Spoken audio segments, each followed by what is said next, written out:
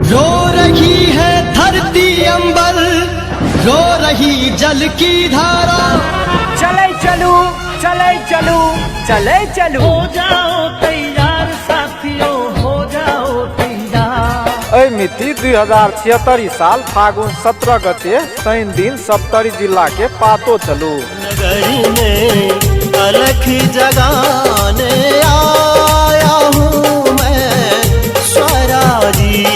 नगरी में अलख जगाने आई। जनमत पार्टी के विशाल आम सभा में चलू।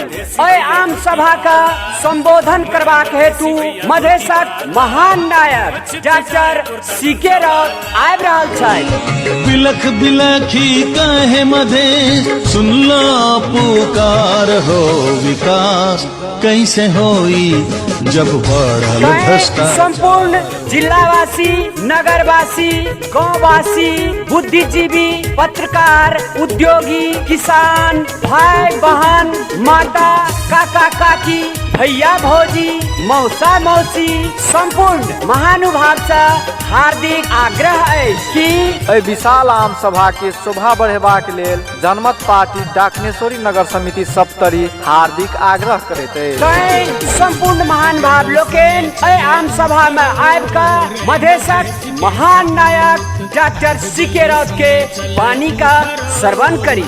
मधेश के सपूत। समय दिन के 12 बजे।